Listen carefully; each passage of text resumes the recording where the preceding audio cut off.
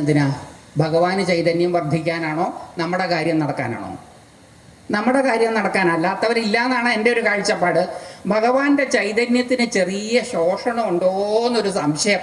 അതുകൊണ്ട് ഞാനൊരു 41 ദിവസം അമ്പലത്തിൽ ഭജന ഇരിക്കാം എന്ന് വിചാരിച്ച് ആരെങ്കിലും ഭജന ഇരുന്നതായിട്ട് എവിടെയെങ്കിലും നിങ്ങൾ കേട്ടിട്ടുണ്ടോ? കേൾക്കുകയല്ല, അതിൽ കുഴപ്പമൊന്നുമില്ല. അത് ചെയ്യാത്തത് മോശമൊന്നുമില്ല, അങ്ങനെ ആരും ചെയ്യാറില്ല. അപ്പം നമ്മൾ അമ്പലത്തിൽ പോകുന്നത് നമ്മുടെ കാര്യസാധ്യത്തിന് വേണ്ടിയാണ് എന്നുള്ളത് കൊണ്ട് കുളിച്ച് അമ്പലത്തിൽ പോകണം. അപ്പോൾ തുറന്നിരിക്കുന്ന ത്വക്കിലെ ദ്വാരങ്ങളിലൂടെ ഈ ചൈതന്യം അകത്തേക്ക് കയറി നമ്മളിൽ മാറ്റം ഉണ്ടാക്കും. കുളിച്ചു കഴിഞ്ഞാൽ വസ്ത്രം ധരിക്കുക എന്നുള്ളതൊരു സ്വാഭാവിക പ്രക്രിയയാണ്. അപ്പം എങ്ങനെയാണ് വസ്ത്രധാരണം വേണ്ടത്? വസ്ത്രധാരണം വളരെ ലളിതമായിരിക്കണം. ദുഷ്യന്ത മഹാരാജാവ് കണ്വ ആശ്രമത്തിൽ അറിയാതെ ചെന്ന് വേട്ടയ്ക്ക് പോയ സമയത്ത് അറിയാതെ ചെന്നുപെടുന്ന ഒരു സാഹചര്യം കാളിദാസൻ്റെ ശാകുന്തളത്തിൽ പറയുന്നുണ്ട്. അവിടെ വെച്ചിട്ടാണ് അദ്ദേഹം ശകുന്തളയെ കാണുന്നത്. കാലിൽ ദർഭമുന കൊണ്ടിട്ടോ എന്നുള്ള പാട്ടൊക്കെ നമ്മൾ കേട്ടിട്ടില്ലേ? രവിവർമ്മയുടെ വിശ്വവിഖ്യാതമായ ചിത്രവും നമ്മൾ കണ്ടിട്ടുണ്ട്. രാജാവിനെ നോക്കാൻ വേണ്ടി കാലിൽ മുള്ളു കൊണ്ടു എന്ന പോലെ അഭിനയിച്ച് രാജാവിനെ നോക്കുന്ന സീനും ഒക്കെ നമ്മൾ കണ്ടിട്ടുണ്ട്. ഈ രാജാവിനത് കണ്വാശ്രമമാണ് എന്ന് തിരിച്ചറിഞ്ഞപ്പോൾ അദ്ദേഹത്തിന് ആശ്രമത്തിൽ പോകണം എന്നുള്ള ആഗ്രഹം ഉണ്ടായപ്പോൾ അദ്ദേഹം എന്ത് ചെയ്തു എന്നാണ് കാളിദാസൻ പറയുന്നത്. അദ്ദേഹത്തിൻ്റെ ആ പ്രൗഢിയുള്ള വസ്ത്രങ്ങളെല്ലാം അദ്ദേഹം മാറ്റി. അദ്ദേഹത്തിൻ്റെ കിരീടം അദ്ദേഹം അഴിച്ചു വെച്ചു, അദ്ദേഹത്തിൻ്റെ ആഭരണങ്ങളെല്ലാം അദ്ദേഹം ഊരിവെച്ചു. എന്നിട്ട് എങ്ങനെ പോയി എന്നാണ് കാളിദാസൻ വർണ്ണിക്കുന്നത്? ലളിത വസ്ത്രധാരിയായിട്ട് ക്ഷേത്രത്തിലേക്ക് കടന്നു. അപ്പോൾ ക്ഷേത്രത്തിൽ എങ്ങനെ പോകണം? ക്ഷേത്രത്തിൽ ലളിത വസ്ത്രധാരണത്തോടു കൂടി പോകണം. ഏറ്റവും ലളിതമായ വസ്ത്രധാരണത്തോടു കൂടി വേണം ക്ഷേത്രത്തിൽ പോകാൻ. ക്ഷേത്രം നമ്മുടെ ധനസ്ഥിതിയെ മറ്റുള്ളവർക്ക് അറിയിച്ചു കൊടുക്കുവാനുള്ള ഒരു സങ്കേതം അല്ല. ഇപ്പം എങ്ങനെയാണ് അമ്പലത്തിൽ പോണത്? ഇപ്പം അമ്പലത്തിൽ പോകുന്നത് ഏറ്റവും വിലയുള്ള വസ്ത്രം ധരിച്ചുകൊണ്ടാണ്. എന്താ കാര്യം? 4 people കാണുന്ന സ്ഥലമല്ലേ? അപ്പം 4 പേര് കൂടുന്നിടത്ത് നാണക്കേടുണ്ടാകാതിരിക്കാൻ ഏറ്റവും വില കൂടിയ വസ്ത്രം, ഏറ്റവും വലിയ ആഭരണം. ഇപ്പം ആഭരണം ഇട്ടൊക്കെ അമ്പലത്തിൽ പോകുമ്പോൾ സൂക്ഷിച്ച് പോണേ. ആഭരണം ഇട്ടൊക്കെ അമ്പലത്തിൽ പോയാൽ അമ്പലത്തിൽ എത്തുമോ എന്നുള്ളത് ഈശ്വരാനുഗ്രഹത്തിൻ്റെ തോതാണ് നിശ്ചയിക്കുക. കാരണം എന്താണെന്ന് വെച്ചാൽ ഒരു തരി പൊന്ന് കിട്ടിയാൽ ഇപ്പോൾ വലിയ തുകയാണ്. അതുകൊണ്ട് പോലീസും മറ്റ് സന്നദ്ധ സംഘടനകളും ഒക്കെ പറയുന്നുണ്ട്, പുറത്തിറങ്ങുമ്പം ആഭരണം ഒന്നും ധരിക്കാതെ പോകുന്നതാണ് ജീവന് നല്ലത്. ജീവിച്ചിരിക്കണോ വേണ്ടിയോ ഒന്നും നിങ്ങളുടെ സ്വാതന്ത്ര്യമാണ്. അതുകൊണ്ട് നിങ്ങൾക്ക് എങ്ങനെ വേണേലും ധരിക്കാം. റെയിൽവേ അനൗൺസ് ചെയ്ത് കഴിഞ്ഞു, ആ ട്രെയിനിൽ പോകുന്നവർ വലിയ ആഭരണങ്ങളൊന്നും ധരിച്ചിട്ട് പോകരുതെന്ന്. ഇന്ന് ജീവനെ അപകടപ്പെടുത്തുന്നതും കൂടിയാണ് ഈ ആഭരണം. ഇത് വളരെ പണ്ട് ധനത്തെപ്പറ്റി, പണത്തെപ്പറ്റി നമ്മുടെ പാക്കനാര് പറഞ്ഞിരുന്നു. പറയിപെറ്റ പന്തിരുകുലം വായിച്ച് പരിചയമുള്ളവർക്ക് അതറിയേണ്ടതാണ്. പാക്കനാര് പണത്തെപ്പറ്റി പറഞ്ഞിരുന്നത് അത് ആളെ കൊല്ലിയാണ് എന്നാണ്. ആ പണം കൊടുത്താണ് ഇന്ന് സ്വർണം വാങ്ങുന്നത്. അല്ലെങ്കിൽ സ്വർണം ഇന്ന് പണമാണ്. ഇന്ന് ഇൻവെസ്റ്റ് ചെയ്യുന്നത് ഭൂമിയിലല്ല, ഇന്ന് ഇൻവെസ്റ്റ് ചെയ്യുന്നത് എല്ലാവരും സ്വർണത്തിലാണ്. സ്വർണം പണമാണ്. പാക്കനാര് നൂറ്റാണ്ടുകൾക്ക് മുമ്പ് പറഞ്ഞത് ഇന്നിതാ സത്യമായി കൊണ്ടിരിക്കുകയാണ്. അത് ആളെ കൊല്ലിയാണ്. അതുകൊണ്ട് ആഭരണമൊക്കെ ഇട്ട് അമ്പലത്തിൽ പോകുന്നതൊക്കെ തേവര് കാത്തോളുകയില്ലേ എന്നൊക്കെ പറഞ്ഞാൽ സൂക്ഷിച്ച് വേണം പോകേണ്ടത്. തേവർക്ക് വേറെ പല പരിപാടികളും ഉണ്ട് എന്നുള്ളത് കൊണ്ട് ചിലപ്പോൾ ശ്രദ്ധ തെറ്റിയാൽ നിങ്ങളുടെ ജീവൻ പോകും. അതുകൊണ്ട് അപ്പനാ കാര്യം അപ്പനാ ഉത്തരവാദിത്വത്തോടു കൂടി പോകുന്നതാണ് നല്ലത്. അതുകൊണ്ട് ക്ഷേത്രത്തിൽ പോകുമ്പോൾ ഇപ്പോൾ പഴയ പോലെയൊക്കെ ആഭരണം ഇട്ടൊക്കെ പോകുന്നത് സൂക്ഷിച്ച് വേണം. പക്ഷെ എന്നാലും 4 പേര് കൂടുന്നിടല്ലേ, നാണക്കേടുണ്ടാകരുതല്ലോ എന്ന് വിചാരിച്ച് നല്ല ആഭരണമൊക്കെ ധരിച്ചാൽ നമ്മൾ പലപ്പോഴും അമ്പലത്തിൽ പോകും. അമ്പലത്തിൽ എങ്ങനെയാണ് പോവുക? ഈ പ്രൗഢിയൊക്കെ കാണിച്ചിട്ടാണ് പോവുക. ഇതേ നമ്മളൊരു പോലീസ് സ്റ്റേഷനിൽ പോയാൽ എങ്ങനെയാണ് പോവുക? പറ്റിയാൽ ഒരു കീറിയ വസ്ത്രം ധരിക്കും, ഉള്ള ആഭരണമെല്ലാം ഊരി വെച്ചിട്ടാ പോലീസ് സ്റ്റേഷനിൽ പോവുക. എന്താ കാര്യം? ഇതിൻ്റെ തോതനുസരിച്ച് കൊടുക്കുന്നതിൻ്റെ മടങ്ങ് കൂടേണ്ടി വരുമോ എന്ന് പേടിച്ച് നമ്മൾ പോലീസ് സ്റ്റേഷനിൽ വളരെ സിമ്പിളായിട്ടാണ് പോവുക. അമ്പലത്തിലോ മുഴുവൻ പ്രൗഢിയും കാണിക്കാൻ വേണ്ടിയിട്ടാണ് പോവുക. അമ്പലത്തിൽ അങ്ങനെയല്ല പോകേണ്ടത്. അമ്പലത്തിൽ വളരെ ലളിതമായ വസ്ത്രം ധരിച്ചുകൊണ്ട് വേണം പോകാൻ. ലളിതമായ വസ്ത്രം ധരിക്കുമ്പോൾ നമ്മുടെ വസ്ത്രധാരണത്തിന് നമ്മുടെ മനോഭാവത്തെ സ്വാധീനിക്കുവാനുള്ള ശക്തിയുണ്ട്. അതുകൊണ്ടാണ് ഉയർന്ന പൊസിഷനുകളിൽ ഇരിക്കുന്നവർ കോട്ടും സൂട്ടും ഒക്കെ ധരിക്കുന്നത്. കോട്ടും സൂട്ടും ഒക്കെ ധരിച്ചിരിക്കുമ്പോൾ, ഈ കാലാവസ്ഥയിലൊക്കെ ഇത് എങ്ങനെയാണ് ധരിച്ചിരിക്കുന്നതെന്ന് നമുക്കറിയില്ല, പക്ഷെ അങ്ങനെയൊക്കെ ധരിച്ചിരിക്കുമ്പം മനസ്സിന്റെ ഭാവത്തിനൊരു വ്യത്യാസം വരും. ധരിക്കുന്ന വസ്ത്രം മനോഭാവത്തെ സ്വാധീനിക്കും. ലളിത വസ്ത്രത്തോടു കൂടിയാണ് ക്ഷേത്ര സന്നിധിയിലേക്ക് കടക്കുന്നതെങ്കിൽ മനസ്സിൽ അറിയാതെ ലാളിത്യം വരും. നിങ്ങൾ വേണമെങ്കിൽ വ്യത്യസ്ത ഡ്രസ്സുകൾ ധരിക്കാറുണ്ടല്ലോ നമ്മളെല്ലാം. വീട്ടിൽ നിൽക്കുമ്പോൾ നമുക്കൊരു ഡ്രസ്സ്, അപ്പോൾ കണ്ണാടിയിലൊന്ന് നോക്കുക. ഒരു കല്യാണത്തിന് പോകാൻ വേണ്ടിയിട്ട് നമ്മൾ ഡ്രസ്സ് ചെയ്യും, അപ്പോൾ ഒന്ന് കണ്ണാടി നോക്കുക. നമ്മുടെ മനോഭാവത്തിന് വ്യത്യാസം ഉണ്ടാവും. നമ്മുടെ മനോഭാവം എങ്ങനെയാണോ അതുപോലെയാണ് അകത്തിരിക്കുന്ന ദേവൻ പെരുമാറുക. അകത്തിരിക്കുന്ന ദേവനെ നമ്മൾ എന്താ വിളിക്കുക? ബിംബം എന്നാ വിളിക്കുക. അകത്തിരിക്കുന്നത് ബിംബാണെന്ന് അറിയാത്ത ആരുമില്ല. ആ ബിംബം എന്നുള്ള വാക്കിന്റെ അർത്ഥം ബിംബവും പ്രതിബിംബവും സംസ്കൃതത്തിൽ ബിംബം എന്ന് തന്നെയാണ് വിളിക്കുക. ബിംബം എന്ന് പറഞ്ഞാൽ റിഫ്ലക്ഷൻ എന്നാണ് അർത്ഥം. ഒരു കണ്ണാടിയിൽ നമ്മൾ നോക്കിയാൽ കാണുന്ന നമ്മുടെ മുഖമാണ് ബിംബം അല്ലെങ്കിൽ പ്രതിബിംബം. അപ്പോൾ ലാളിത്യമുള്ള മനസ്സോടുകൂടിയാണ് നമ്മൾ ക്ഷേത്രത്തിൽ ചെല്ലുന്നതെങ്കിൽ ആ ബിംബാത്മകനായ ഈശ്വരൻ ലളിത സ്വഭാവിയായിരിക്കും. നമ്മൾ വലിയ പ്രൗഢിയോടും അഹങ്കാരത്തോടും കൂടിയാണ് ക്ഷേത്രത്തിൽ കയറുന്നതെങ്കിൽ ക്ഷേത്രപുരുഷൻ നമ്മുടെ പ്രതിബിംബമായതുകൊണ്ട് ക്ഷേത്രപുരുഷനും ഇതേപോലെ അഹങ്കാരിയും തൻ്റെടിയും തന്നിഷ്ടക്കാരനും ഒക്കെ ആയിരിക്കും. അപ്പം അഹങ്കാരിയായിട്ടുള്ളൊരു ദേവനെ പ്രസാദിപ്പിക്കുക അത്ര എളുപ്പമല്ല. അപ്പോൾ ലാളിത്യമുള്ള ദേവനെയാണ് പ്രസാദിപ്പിക്കുന്നത് എളുപ്പം. അപ്പം എങ്ങനെ അമ്പലത്തിൽ പോകണം? ലാളിത്യത്തോടു കൂടി പോകണം. 4 പേരെ കാണിക്കാനുള്ള ഇടമല്ല ക്ഷേത്രം. നമ്മളും ഈശ്വരനും തമ്മിൽ സംവദിക്കുന്ന സ്ഥലമാണ് എന്നുള്ളത് കൊണ്ട് ലളിത വസ്ത്രധാരണത്തോടു കൂടി കുളിച്ച് ലളിതമായ വസ്ത്രം ധരിച്ച്, എത്ര ലളിതമായിട്ടുള്ള വസ്ത്രം ധരിക്കാമോ അത്ര ലളിതമായ വസ്ത്രം, മാന്യമായ വസ്ത്രധാരണത്തോടു കൂടി ക്ഷേത്രത്തിനകത്തേക്ക് കയറണം. എങ്ങനെയാ കയറേണ്ടത്? ഓടിപ്പിടിച്ചല്ല കയറുക. പോലീസ് സ്റ്റേഷനിലേക്ക് അങ്ങനെ ആരെങ്കിലും ഓടിപ്പിടിച്ച് കയറുമോ? പതുക്കെ കയറുള്ളൂ. എന്താ കാരണം? അകത്തിരിക്കുന്ന ഏമാൻ എന്ത് പറയുമെന്ന് അറിയാൻ വയ്യാത്തത് കൊണ്ട്. ഇവിടെ അകത്ത് ഏമാൻ ഉണ്ടോ ഇല്ലയോ എന്ന് നമുക്ക് അറിയാത്തത് കൊണ്ടാണെന്ന് തോന്നുന്നു നമ്മൾ ഇടിച്ചങ്ങ് കയറുക. അമ്പലത്തിൽ ക്യൂ നിൽക്കുമ്പോൾ കണ്ടിട്ടില്ലേ തള്ളലും ഉന്തലും തള്ളലും ഒക്കെ. നമ്മുടെ വിചാരം ആദ്യം ചെല്ലുന്നവരെ മാത്രമേ മൂപ്പര് കാണുള്ളൂ എന്നാണ്. നമ്മളെപ്പോലെ ആ മൂപ്പരൊന്നും നമ്മൾ ധരിച്ചു പോകുന്നു. അതിൽ തെറ്റൊന്നുമില്ല അങ്ങനെ ധരിച്ചാൽ, പക്ഷെ അത് വാസ്തവമല്ല. അതുകൊണ്ട് വളരെ ഒതുങ്ങി പതുക്കെ വേണം ക്ഷേത്രത്തിനകത്തേക്ക് കയറാൻ. ക്ഷേത്രം എന്ന് പറയുന്നത് ആ ദേവതയുടെ ശരീരമാണ് എന്നുള്ളത് കൊണ്ട് ആ തിരുശരീരത്തിനകത്തേക്ക് പ്രവേശിക്കുമ്പോൾ കുളിച്ച് ശുദ്ധമായി ലളിതമായ വസ്ത്രധാരണ രീതിയോടെ മനസ്സിലും ലാളിത്യം ഉൾക്കൊണ്ടുകൊണ്ട് ധരിക്കുന്ന വസ്ത്രത്തിന് മനസ്സിലെ ഭാവത്തിൽ മാറ്റം വരുത്താൻ സാധിക്കും. അതുകൊണ്ടാണ് രൗദ്ര കഥാപാത്രങ്ങൾക്ക് കഥകളിയിൽ ഒരു വേഷവിധാനം, സൗമ്യ കഥാപാത്രങ്ങൾക്ക് മറ്റൊരു വേഷവിധാനം. വേഷം കെട്ടുമ്പോൾ മനസ്സിൽ ഭാവം മാറും. അപ്പൊ ലളിതമായ വസ്ത്രധാരണ രീതി, ലാളിത്യത്തോടുകൂടി കുളിച്ച് ശുദ്ധമായി ക്ഷേത്രത്തിൽ തളം കെട്ടി നിർത്തിയിരിക്കുന്ന ഊർജത്തിനകത്തേക്ക് പതുക്കെ കയറണം. എന്നിട്ട് ആ ദേവതയെ തൊഴണം. പ്രകാശമധ്യസ്ഥിതമായ ആ ദേവതാ ചൈതന്യത്തെ തൊഴണം. കാരണം ആധ്യാത്മികമായിട്ടുള്ള സപര്യ നാം നടത്തുന്ന സമയത്ത് നമുക്കാദ്യം അനുഭവപ്പെടുന്നത് പ്രകാശമാണ്. നിങ്ങൾ കുറച്ച് തീവ്രമായിട്ട് ഈശ്വരോന്മുഖരാകാൻ തീരുമാനിച്ചാൽ, നിങ്ങൾ ആ തീവ്രത കുറച്ച് കാലം തുടർന്ന് മുന്നോട്ട് കൊണ്ടുപോയാൽ നിങ്ങൾക്ക് ആദ്യം അനുഭവപ്പെടുന്നത് ഈ പ്രകാശമാണ്. അതുകൊണ്ടാണ് മേൽപ്പത്തൂര് 100ാമത്തെ ശതകത്തില് ഭഗവാനെ കണ്ടപ്പോൾ ആദ്യം പറഞ്ഞത് അഗ്രേ പശ്യാമി തേജോ നിബിഡതരകളായ അവലീ ശോഭനീയം. പ്രകാശരാശി കൊണ്ട് ശോഭിക്കുന്നതിനെയാണ് ആദ്യം കാണുന്നത്. പിന്നീട് അതിൻ്റെ നടുക്കാണ് കൈശോര വേഷധാരിയായ കണ്ണനെ കാണുന്നത്. ആദ്യം പ്രകാശമാണ് കാണുക. ലളിതോപാഖ്യാനത്തില് ദേവന്മാർ മഹായാഗം ചെയ്യുന്ന സമയത്ത് ദേവന്മാരുടെ ശരീരഭാഗങ്ങളെല്ലാം ആ അഗ്നിയിങ്കലേക്ക് ഹോമിച്ചപ്പോൾ ആ അഗ്നിയിൽ നിന്ന് ആദ്യം ദേവന്മാർക്ക് കാണാൻ സാധിച്ചത് പ്രകാശം ആണ്.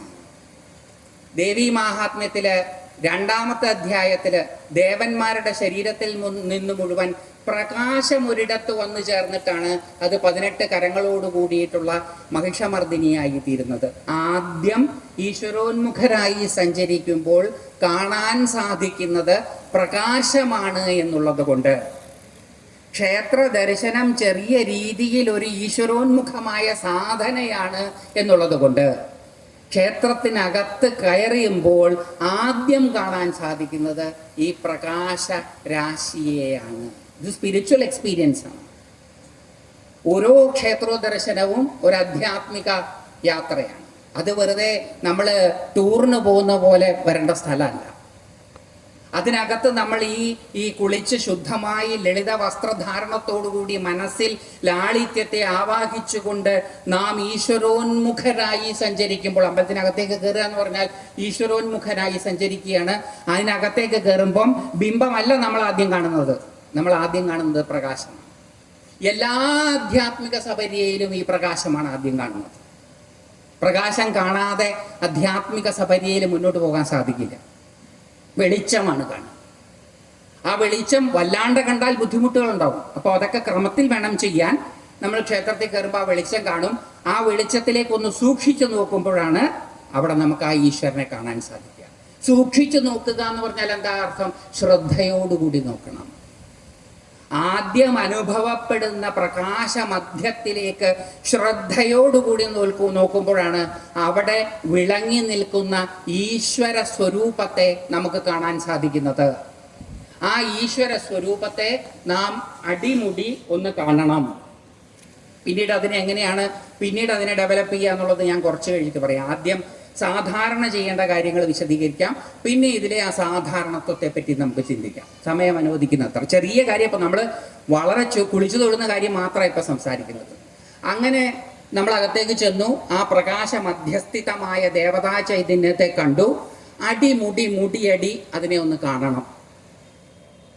അതിൽ കത്തുന്ന വിളക്കുകൾ എത്രയാ, കത്താത്ത വിളക്കുകൾ എത്രയാ എന്ന് എണ്ണേണ്ടത് നമ്മുടെ പണിയല്ല.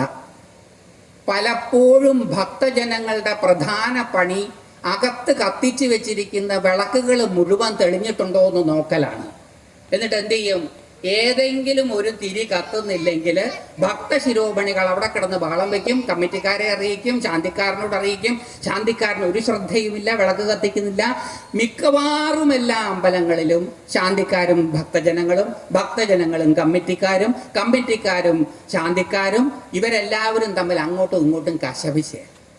എന്താ കാര്യം? എന്താണ് ശ്രദ്ധിക്കേണ്ടത് എന്നറിയാതെ ക്ഷേത്രത്തിനകത്ത് കയറുമ്പോൾ ഉണ്ടാകുന്ന പ്രശ്നങ്ങളാണത്. ക്ഷേത്രത്തിൽ നമ്മൾ പോകുന്ന വിളക്കിൻ്റെ എണ്ണ എടുക്കാനല്ല, വിളക്ക് കെടുത്തുന്നത് ശാന്തിക്കാരനുമല്ല. ശാന്തിക്കാരൻ മനഃപൂർവ്വം ഗിരീഷ് കുമാർ തൊഴാൻ വരുന്നു, എന്നാൽ പിന്നെ ഈ തിരി കെടുത്തിയേക്കാം ഏതെങ്കിലും ഒരു ശാന്തിക്കാരൻ വിചാരിക്കുമോ? അങ്ങനെ വിചാരിക്കുന്ന ശാന്തിക്കാരൻ്റെ അല്പമനസ്സിനെ പറ്റി നമ്മൾ എന്തെങ്കിലും ചിന്തിക്കേണ്ട ആവശ്യമുണ്ടോ? അതുകൊണ്ട് വിളക്കിൻ്റെ തിരി, അതുകൊണ്ട് ഏത് അമ്പലത്തിൽ വേണേലും നിങ്ങൾ പോയി നോക്കിക്കോളൂ. അമ്പലത്തിലെ തിരികളെല്ലാം മുല്ലമുട്ട് പോലെ കൃത്യമായിട്ടായിരിക്കും കത്തുന്നത്. എന്താ കാര്യം എന്നറിയോ? അത് ദേവനെ പേടിച്ചൊന്നുമല്ല ശാന്തിക്കാരൻ കത്തിക്കുന്നത്, വരുന്ന ഭക്തജനത്തെ പേടിച്ചിട്ടാണ്. കാരണം ഈ വരുന്ന സാധനം ഇനി പുറത്തിറങ്ങി കമ്മിറ്റിക്കാരോട് എന്താ പറയുക ഇയാൾക്കൊരു നിശ്ചയവും ഇല്ലല്ലോ. അപ്പൊ അതുകൊണ്ട് പരാതി കേൾക്കാൻ ആർക്കും താല്പര്യമില്ലാത്തത് കൊണ്ട് ഇപ്പൊ ദേവനിലല്ല ശ്രദ്ധ, ഇപ്പൊ തിരിയൊക്കെ കൃത്യമായി കത്തിക്കുന്നതിലാണ് ശ്രദ്ധ. പായസം അടുക്കി പിടിക്കാതിരിക്കുന്നതിലാണ് ശ്രദ്ധ. അടുക്കി പിടിച്ചു പോയാൽ ശാന്തിക്കാരന് ഇനി പഴി കേൾക്കാൻ വേറെ ഒന്നും ബാക്കിയില്ല. ആരെങ്കിലും ആഹാരം വെച്ച് വിളമ്പുന്ന ആരെങ്കിലും അത് കഴിക്കുന്ന ആൾക്കാർക്ക് കൊടുക്കുമ്പോൾ അടുക്കി പിടിക്കണേ എന്ന് വിചാരിച്ച് അടുക്കി പിടിപ്പിക്കുമോ? അങ്ങനെയുള്ളവരൊക്കെ ഇപ്പോൾ ഉണ്ടാവും കേട്ടോ, എനിക്കറിയില്ല, എൻ്റെ പരിചയത്തിൽ അങ്ങനെയുള്ള ആരുമില്ല. അപ്പൊ അതുകൊണ്ട് അത് മനഃപൂർവ്വം ചെയ്യുന്നതല്ല, സംഭവിച്ചു പോകുന്നതാണ്. സംഭവിച്ചു പോകുന്നത് നിമിത്തമാണ്. നിമിത്തം ജീവിതത്തിലേക്ക് മാർഗദർശകങ്ങളാണ്. അത് തിരിച്ചറിയാൻ പറ്റാതെ പോകുന്നവർ അടുക്കി പിടിച്ചു പോയ പായസത്തെ പറ്റി ഉയർത്തുന്ന പരാതിയെക്കുറിച്ചുള്ള പേടി കാരണം ശാന്തിക്കാരൻ്റെ ശ്രദ്ധ മുഴുവൻ പായസം കൃത്യാക്കാനാണ്. വീട്ടിൽ വിരുന്ന് വരുമ്പം അമ്പലത്തിലെ പായസത്തിൻ്റെ അളവ് കൂടും. അമ്പലത്തിൽ പായസം ഉണ്ടാക്കുന്നവർക്ക് എന്നും പായസം വെക്കുന്നവർ പായസം വെച്ചാൽ അതിനൊരു ടേസ്റ്റ് വേറെയാണ്.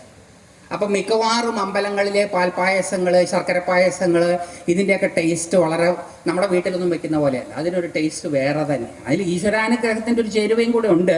പക്ഷെ അതൊരു ടേസ്റ്റ്. അമ്പലപ്പുഴ പാൽപ്പായസത്തെക്കുറിച്ച് കേട്ടിട്ടില്ലേ? ഗുരുവായൂരപ്പന് നേദിച്ച പാൽപ്പായസത്തെക്കുറിച്ച് കേട്ടിട്ടില്ലേ? ഗുരുവായൂരപ്പന് നേദിച്ച പഞ്ചസാരയ്ക്കുള്ള മാധുര്യം കടയിൽ നിന്ന് വാങ്ങിക്കുന്ന പഞ്ചസാരക്കില്ലല്ലോ. അപ്പോൾ അതുകൊണ്ട് നമ്മൾ ഈ പാൽപ്പായസം വീട്ടിൽ ഗസ്റ്റ് വരികയാണ്, കുറച്ച് പേരിപ്പം വരുന്നുണ്ടെങ്കിൽ ഉടനെ നമ്മൾ എന്ത് ചെയ്യും? അടുത്ത അമ്പലത്തിൽ ഒരു 10 ലിറ്റർ പാൽപ്പായസത്തിന് വഴിപാട് ഷീട്ടാക്കും. നമ്മുടെ വീട്ടിലെ ഗസ്റ്റിന് കൊടുക്കാൻ പായസം ഉണ്ടാക്കുന്ന കുശിനി അല്ല ക്ഷേത്രം. നമ്മുടെ വീട്ടിൽ ഗസ്റ്റ് വരുമ്പോൾ അവർക്ക് പായസം കൊടുക്കാൻ വേണ്ടിയിട്ട് വഴിപാട് കഴിക്കേണ്ടതും അല്ല പാൽപ്പായസം. ഇതൊക്കെ വളരെ ആദരവോടെ, ശ്രദ്ധയോടെ, കാഴ്ചപ്പാടോടുകൂടി ചെയ്യേണ്ടതാണ്. ഞാനിത് പറയുമ്പോൾ നിങ്ങളിൽ പലർക്കും ഇഷ്ടപ്പെട്ടു എന്ന് വരില്ല. കാരണം നമ്മളിൽ പലരും അമ്പലങ്ങളിലെ പായസം കൊണ്ടാണ് ഗസ്റ്റിന് ഉച്ചയ്ക്ക് ഊണ് കഴിഞ്ഞാൽ പായസം കൊടുക്കുക, പ്രസാദമാണ് എന്നൊരു പറച്ചിലും പറയും. അങ്ങനെ വീട്ടിൽ വരുന്ന അതിഥികൾക്ക് ഊട്ടാൻ കൊടുക്കാനുള്ളതല്ല അമ്പലത്തിലെ പായസം. കൊടുക്കുന്നതിന് എനിക്ക് വിരോധമൊന്നുമില്ല, അമ്പലത്തിൽ അതൊരു വരുമാനമാണേ, അതുകൊണ്ട് എനിക്ക് വിരോധമൊന്നുമില്ല. പക്ഷെ ഞാൻ സന്ദർഭവശാൽ പറഞ്ഞു എന്ന് മാത്രം. കാരണം ഇപ്പോഴത്തെ ശാന്തിക്കാരുടെ മുഴുവൻ ശ്രദ്ധയും ഇതിലൊക്കെ ആയിരിക്കും. കാരണം ഭക്തജനങ്ങൾ പരാതി പറയാൻ അമ്പലത്തിൽ കയറുന്നത്. ഇപ്പം ഇവരെ പേടിച്ചിട്ട് മിക്കവാറും ആ തൂക്കിയിട്ടിരിക്കുന്ന വിളക്കുകളിലെ തിരികളെല്ലാം നല്ല മുല്ലമുട്ട് പോലെ അങ്ങനെ വേണം എന്നാണ്. ഇങ്ങനെ ആളി കത്താൻ പാടില്ല, മുല്ലമുട്ട് പോലെ നിന്ന് കത്തണം. നമ്മൾ അമ്പലത്തിൽ കയറിയാൽ മിക്കവാറും അങ്ങനെയാണ്. ഇളകുക പോലും ഇല്ല, അതിനകത്ത് കാറ്റുമില്ലല്ലോ, ഇളകുക പോലും ഇല്ല, ഇങ്ങനെ മുല്ലമുട്ട് പോലെ നിൽക്കുക. ആ പ്രകാശം നമ്മൾ ആദ്യം വേണം. ഏത് ആധ്യാത്മിക സപര്യയിലും അത് ഏതു മതത്തിലെ ആണെങ്കിലും ആദ്യം അനുഭവപ്പെടുന്നത് പ്രകാശമാണ്. ക്ഷേത്ര ദർശനം എന്ന ആധ്യാത്മിക സപര്യയിൽ ആധ്യാത്മിക സപര്യയിൽ പങ്കെടുക്കുന്ന ഒരാൾക്ക് ആദ്യം അനുഭവപ്പെടുന്നത് ഈ പ്രകാശരാശിയാണ്. അതിൽ ശ്രദ്ധിച്ചു നോക്കിയാൽ ഭഗവാനെ കാണാം. മുടിയടി ഭഗവാനെ ഒന്ന് കാണണം, എന്നിട്ട് കണ്ണടയ്ക്കണം. എന്തിനാ ഈ കണ്ണടയ്ക്കുന്നത്? മുടിയടി കണ്ട ഭഗവാനെ നമ്മുടെ ഉള്ളിൽ കാണാൻ. ഹൃത്താമരയിൽ വിരാജിക്കുന്നയാളാണ് ഭഗവാൻ. നമ്മുടെ ഹൃദയത്താമരയിൽ ഇപ്പം കണ്ണടച്ച് നോക്കിയാൽ ഇരുട്ട് മാത്രമേ കാണുകയുള്ളൂ. കാരണം നമുക്ക് അഭ്യാസമില്ല, പരിശീലനമില്ല. അപ്പം നമ്മുടെ ഉള്ളിലുള്ള ഈശ്വര ചൈതന്യത്തെ വളരെ എളുപ്പം നമുക്ക് മനസ്സിലാക്കി കാട്ടിത്തരുവാനുള്ള മഹാകേന്ദ്രവും കൂടിയാണ് ക്ഷേത്രം. ഈശ്വരൻ എവിടെയാണ് എന്ന ചോദ്യത്തിന് വളരെ ലളിതമായിട്ടാണ് ഭഗവാൻ കൃഷ്ണൻ അർജുനന് ഗീതയിൽ മറുപടി പറഞ്ഞത്. ഈശ്വര സർവഭൂതാനാം ഹൃദ്ദേശേ അർജുന തിഷ്ഠതി. അല്ലയോ അർജുന, ഈശ്വരൻ എല്ലാ, ഭൂതം എന്ന് പറഞ്ഞാൽ ഭവിച്ചതെല്ലാം എന്നർത്ഥം. ഗോസ്റ്റ് എന്നൊരർത്ഥമൊന്നുമില്ല ആ വാക്കിന്. ഭൂതങ്ങൾ എന്നൊക്കെ നമ്മൾ പറയില്ലേ, ഭൂതപ്രേതങ്ങൾ എന്ന് പറഞ്ഞാൽ പേടിപ്പിക്കുന്നതൊന്നുമല്ല. ഭൂതങ്ങൾ എന്ന് പറഞ്ഞാൽ ഉള്ളതെല്ലാം ഭൂതങ്ങൾ. അപ്പം ആരാ ഭൂതങ്ങൾ? നമ്മളല്ല. പ്രേതം എന്ന് പറഞ്ഞാലോ പ്രകർഷേണ ഇതന്മാരായത്, നല്ലവണ്ണം ഇവിടുന്ന് വിട്ടുപോയവർ, മരിച്ചവരെല്ലാം പ്രേതങ്ങൾ, ജീവിച്ചിരിക്കുന്നവരെല്ലാം ഭൂതങ്ങൾ. മഹാദേവന്റെ സദസ്സിൽ ആരൊക്കെയുള്ളത്? ഭൂതപ്രേതങ്ങൾ, ജീവിച്ചിരിക്കുന്നവരും മരിച്ചുപോയവരും. എത്ര മഹത്തരമായിട്ടുള്ള കാഴ്ചപ്പാടാണെന്നൊന്ന് ആലോചിച്ച് നോക്കണം. പേടിപ്പിക്കുന്നതല്ല. അപ്പൊ ഭൂതം എന്ന് പറഞ്ഞത് ഭവിപ്പിക്കുന്നത്. ഹൃദ്ദേശേ അർജുന തിഷ്ഠതി. സർവഭൂത, എല്ലാ ഉള്ളതിൻ്റെ എല്ലാം ഹൃദയത്തിൽ, കേന്ദ്രത്തിൽ ആരിയ്ക്കുന്നു? ഈശ്വരൻ ഇരിക്കുന്നു. ഈശ്വര സർവഭൂതാനാം ഹൃദ്ദേശേ അർജുന തിഷ്ഠതി. പക്ഷെ നമുക്കത് അനുഭവമാണോ? അല്ല.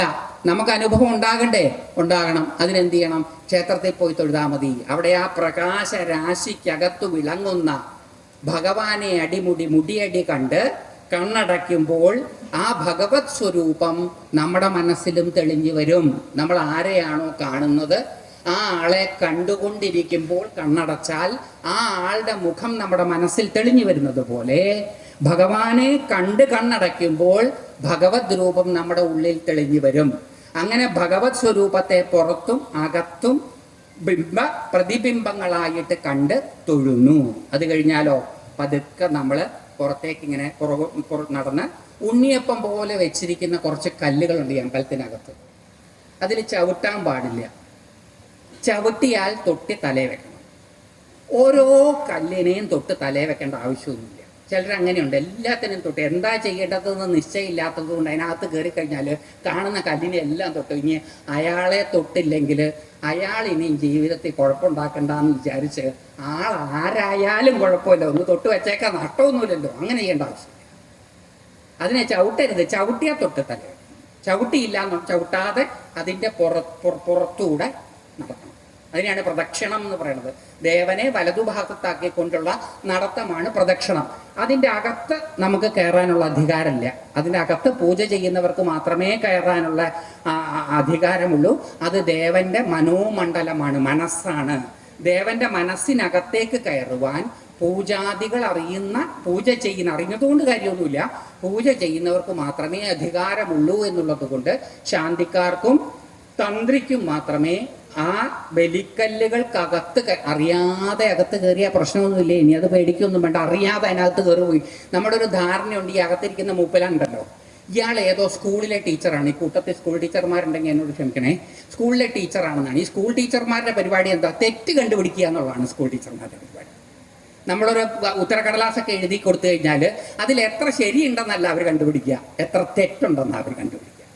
അപ്പൊ നമ്മുടെ വിചാരം ഈ അകത്തിരിക്കുന്ന മൂപ്പിലാനും അതേപോലത്തെ ആളാണെന്നുള്ളത് കൊണ്ട് നമ്മൾ ചെയ്യുന്ന തെറ്റുകളൊക്കെ മൂപ്പരൊരു കുറിപ്പടിയിൽ എഴുതി വെച്ചിട്ട് പുറത്തേക്ക് ഇറങ്ങുമ്പോൾ ആരോ അശ്രദ്ധയോടുകൂടി ഉരിഞ്ഞിട്ടിരിക്കുന്ന പഴത്തൊലിയിൽ ചവിട്ടി തെന്നി വീഴിപ്പിച്ച് തല പൊട്ടിക്കും എന്നുള്ള പേടിയിലാണ്. നമുക്ക് ഈ സാധനത്തിനെ ഭയങ്കര പേടിയാണ്. ഇനി ഇപ്പൊ തന്നെ ആവശ്യത്തിന് പെടാപ്പാടുകളുണ്ട് ജീവിതത്തിൽ. ഇനി ഈ പെടാപ്പാട് കൂടി ഉണ്ടാവണ്ടെന്ന് വിചാരിച്ച് കണ്ടെത്ത കല്ലിലേക്ക് തൊടും. ഈശ്വരനെ ഭയപ്പെടേണ്ട ആവശ്യം ഇല്ല. ഭയത്തോടുകൂടിയല്ല ഈശ്വരനെ സമീപിക്കേണ്ടത്, സ്നേഹത്തോടുകൂടിയും ബഹുമാനത്തോടുകൂടിയും ആദരവോടുകൂടിയുമാണ് ഭഗവാനെ സമീപിക്കേണ്ടത്. നമ്മളെ ഉപദ്രവിക്കാനിരിക്കുന്ന ഒരു സാധനമല്ല ഭഗവാൻ. ഭഗവാൻ എന്തിനാ എന്നെ നിങ്ങളെ ഉപദ്രവിക്കുന്നത്? ത്രികാലജ്ഞാനിയായ ഭഗവാന് അമ്മയുടെ ഗർഭപാത്രത്തിലായിരുന്ന കാലത്ത് നമ്മൾ എന്താ ചെയ്യാൻ പോകുന്നത് എന്ന് അറിഞ്ഞുകൂടായിരുന്നോ? നമ്മൾ ചെയ്യാൻ പോകുന്നത് അദ്ദേഹത്തിന് ഇഷ്ടമല്ലാത്തതായിരുന്നുവെങ്കിൽ ഗർഭപാത്രത്തിൽ വെച്ച് തന്നെ നമ്മളെ ഇല്ലാതാക്കാൻ ശക്തി ഉണ്ടായിരുന്നില്ലേ ഈശ്വരന്? ജനന മരണങ്ങൾക്ക് തുല്യ സാധ്യതയുള്ള ഗർഭപാത്രത്തിൽ മരിക്കാതെ ജനിപ്പിക്കുവാൻ അനുഗ്രഹിച്ച ഈശ്വരന് ജനിച്ചു പുറത്തിറങ്ങി 10, 25, 30, 35 കൊല്ലം കഴിയുമ്പോൾ നമ്മളെ ഉരുട്ടിയിട്ട് തല പൊട്ടിക്കേണ്ട ആവശ്യം എന്താണ്? നമ്മളെ ഉപദ്രവിക്കുന്നയാളാണ് ഈശ്വരനെങ്കിൽ അയാളെ ദൈവം, ഈശ്വരൻ, ഭഗവാൻ എന്നല്ല വിളിക്കേണ്ടത്. പിന്നെ എന്താ അയാളെ വിളിക്കേണ്ടത്? ഗുണ്ട എന്നാണ് വിളിക്കേണ്ടത്. അതിന് സ്ത്രീലിംഗം ഉണ്ടോ ഇല്ലയോ എന്ന് എനിക്കറിയില്ല. അതുകൊണ്ട് ഭഗവതി ആയാലും ശരി ഭഗവാനായാലും ശരി രണ്ടും ഗുണ്ടാവർഗത്തിൽപ്പെട്ടവരാണ്. കാരണം ഇവരുടെ പണി എന്താണ്? കൃത്യമായിട്ട് വഴിപാട് കഴിക്കാത്തവരെ തെരഞ്ഞു പിടിച്ച് ഉപദ്രവിക്കുക.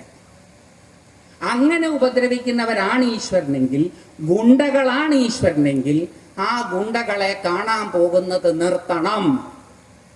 അത് ശരിയല്ല. അത് ഗുണ്ടകളുടെ ഗുണ്ടായുസത്തെ പരിപോഷിപ്പിക്കലാണ്. ഇങ്ങനെ ഒരു ഈശ്വര സങ്കല്പം മഹർഷീശ്വരന്മാർ നമുക്ക് സംഭാവന ചെയ്തിട്ടില്ല എന്നുള്ളത് പുരാണ ഇതിഹാസങ്ങളെ നിഷ്പക്ഷം വായിച്ചാൽ മനസ്സിലാക്കാവുന്നതേ ഉള്ളൂ. ഇപ്പം നമ്മുടെ ദേവതാ സങ്കല്പം എന്ന് പറഞ്ഞാൽ പേടിപ്പിച്ചിട്ടുണ്ട്. നമ്മള് വളരെ ഭക്തിയാദരവോടുകൂടി വീട്ടില് 5 തിരിയിട്ട് വിളക്ക് കത്തിക്കുക, ഇല്ലാത്ത കടം വാങ്ങി നെയ്യ് വാങ്ങിച്ച്. കാരണം മൂപ്പർക്ക് നെയ്വിളക്കായ ഏറ്റവും ഇഷ്ടമെന്ന് ആരോ പറഞ്ഞിട്ടുണ്ട്. അതുകൊണ്ട് നെയ്യ് വാങ്ങി, കടം വാങ്ങിച്ചിട്ടാണ്. വീട്ടിൽ അരി വാങ്ങിക്കാൻ പൈസ ഇല്ല, പക്ഷെ കടം വാങ്ങി നെയ്യ് വാങ്ങിച്ച് നല്ല തിരിയൊക്കെ ഉണ്ടാക്കി 5 തിരിയിട്ട് ഭഗവാന്റെയോ ഭഗവതിയുടെയോ മുമ്പിൽ കത്തിച്ച് വെച്ച് കണ്ണടച്ച് തുറന്നപ്പോണ്ട് വടക്കേ തിരി കെട്ടിരിക്കുന്നു. അപ്പം മുതലൊരു ആദ്യം അയ്യോ ഇനി എന്തൊക്കെ കുഴപ്പങ്ങളാണോ വരാൻ പോണത്. അങ്ങനെ വടക്കേ തിരി കെട്ടതിന് മകൻ 10ാം ക്ലാസ് തോറ്റു. വടക്കേ തിരി കെടിവിപ്പിച്ചത് ഞാനാണോ? അല്ല, പിന്നെ ആരാ? കാറ്റാണ്. അപ്പൊ അതിന്റെ ഉത്തരവാദിത്വം ആർക്കാ? വായു ഭഗവാനാണ്. ഈശ്വരൻ ആരുടെയെങ്കിലും തലയ്ക്ക് കൊട്ടണം എന്നുണ്ടെങ്കിൽ വായു ഭഗവാന്റെ തലയ്ക്ക് പോയി കൊട്ടണം. അല്ലാതെ പാവ എന്റെ തലയ്ക്ക് കൊട്ടിയിട്ട് വല്ല കാര്യമുണ്ടോ? കടം വാങ്ങിയ നെയ് വാങ്ങിയത്. വളരെ ഭക്തിയാദരവോടുകൂടിയാണ് വിളക്ക് കത്തിച്ചത്. കാറ്റ് വരും എന്ന് പ്രതീക്ഷിച്ചില്ല. കാറ്റ് വന്നു, കെടുത്തി. കൊച്ചൻ 10ാം ക്ലാസ്സിൽ തോറ്റുപോയി. ഇതെന്തൊരു ഭഗവാനാ, ഇതെന്തൊരു ഭഗവതിയാ, ഇതിനെയൊക്കെ എന്തിനാ ആരാധിക്കുന്നത്? ആരെങ്കിലും ദാവൂദ് ഇബ്രാഹിമിൻ്റെ ഫോട്ടോ വീട്ടിൽ വയ്ക്കുമോ? അയാൾ വളരെ പവർഫുള്ളാണ്. അയാൾക്ക് വേണേൽ എന്നെ നിങ്ങളെയൊക്കെ നിമിഷ നേരം കൊണ്ട് ഇല്ലാണ്ടാക്കാൻ സാധിക്കുന്നതാണ്. അത്ര വലിയ ഗുണ്ടയാണെന്നാണ് കേട്ടിട്ടുള്ളത് എന്ന് വിചാരിച്ച് നമ്മുടെ ആരുടെങ്കിലും വീട്ടിലെ പ്രധാന സ്ഥലത്ത് ദാവൂദ് ഇബ്രാഹിമിൻ്റെ ഫോട്ടോ ആരെങ്കിലും വയ്ക്കുമോ? അതായത് കായംകുളം കൊച്ചുണ്ണിയുടെ സിനിമ കണ്ട് ആസ്വദിക്കുന്ന നമ്മുടെ ആരുടെയെങ്കിലും വീട്ടിൽ കായംകുളം കൊച്ചുണ്ണിയുടെ ഫോട്ടോ ഉണ്ടോ? അപ്പൊ ഗുണ്ടകളാണ് ഈ സാധനങ്ങളെങ്കിൽ പോയി പണി നോക്കാൻ പറയണം. അതിനുള്ള ചങ്കൂറ്റം എന്നാണോ നമുക്കുണ്ടാകുന്നത് അന്ന് മാത്രമേ ഇവർ ഗുണ്ടായിസ് അവസാനിപ്പിക്കുള്ളൂ. അപ്പൊ ഗുണ്ടകളല്ല ഈശ്വരന്മാര്. അവരെ വിളിക്കുന്നത് എന്താ? കരുണാകരൻ, കരുണാമൂർത്തി, കരുണാസാഗരം. കരുണ എന്ന് പറയുന്നത് എന്താ? നമുക്ക് നമ്മളെ മനസ്സിലാകുന്നതിലും നന്നായിട്ട് ഭഗവാനും ഭഗവതിക്കും നമ്മളെ മനസ്സിലാകുമെന്നുള്ളത് കൊണ്ടാണ് അവരെ കാരുണ്യ കേന്ദ്രങ്ങൾ എന്ന് വിളിക്കുന്നത്. അതുകൊണ്ട് ആ കല്ലുകളിൽ, ഉണ്ണിയപ്പം പോലെ വെച്ചിരിക്കുന്ന കല്ലുകളിൽ അറിയാതെ കാലുകൊണ്ടാൽ തൊട്ട് തലേ വെക്കണം. ഓരോ ഉണ്ണിയപ്പത്തെയും തൊട്ട് തലേ വെക്കണ്ട. അതിൻ്റെ ആവശ്യമില്ല. അതിനകത്തിരിക്കുന്നത് ഗുണ്ടയല്ല. ആര് പറഞ്ഞു എന്ന് ചോദിച്ചാൽ ഇനി ഗിരീഷ് കുമാർ പറഞ്ഞു എന്ന് പറഞ്ഞാൽ അതിനകത്തിരിക്കുന്ന ആൾക്ക് നിങ്ങളുടെ ജീവിതത്തെ കൊളാക്കുക എന്നുള്ളതല്ല ലക്ഷ്യം. നിങ്ങളുടെ ജീവിതത്തെ ബുദ്ധിമുട്ടിക്കുക എന്നുള്ളതല്ല ലക്ഷ്യം. നീർക്കുമിള സദൃശരായ ഞാനും നിങ്ങളും NN കക്കാടിന്റെ സഫലമീ യാത്രയിൽ വരും വർഷം ഇനി ആരെന്നും എന്തെന്നും ആർക്കറിയാം എന്നാണ് അദ്ദേഹം എഴുതിയത്. വരുന്ന കാലഘട്ടത്തിൽ ഇനി ആരാണ് എന്താണെന്ന് ആർക്കറിയാം, അടുത്ത കൊല്ലം ആരൊക്കെ ഉണ്ടാവും ആർക്കറിയാം. നീർക്കുമിള സദൃശമായ ആയുസ് മാത്രമുള്ള എന്നെയും നിങ്ങളെയും ഉപദ്രവിക്കുന്നവനാണ് ഈശ്വരനെങ്കിൽ ആ ഈശ്വരൻ ആരാധ്യനല്ല. സോറി മിസ്റ്റർ ശിവൻ, നിങ്ങൾ ഭാര്യയുമായിട്ട് സല്ലപിച്ചിരുന്നോ, ഞങ്ങൾക്ക് വേറെ പണിയുണ്ട് എന്ന് നമ്മൾ പറയേണ്ടി വരും. ഇതിപ്പോൾ പറയാൻ പേടിക്കുന്നത് എന്തുകൊണ്ടാണെന്നറിയോ?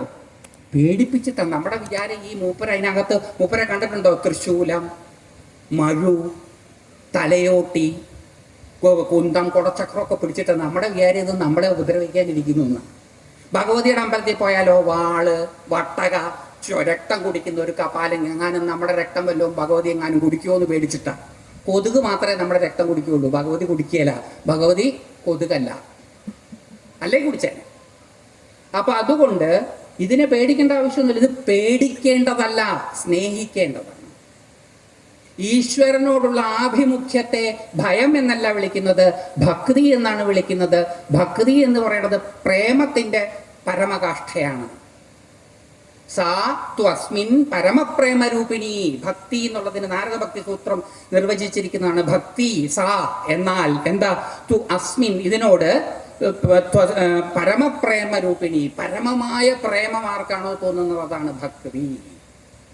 അതുകൊണ്ട് ഈ ഉണ്ണിയപ്പം പോലെ വെച്ചിരിക്കുന്ന കല്ലുകളിൽ ഓരോന്നിനെയും തൊട്ട് തലയിലൊന്നും വെക്കണ്ട. എങ്ങനെ നടക്കണം?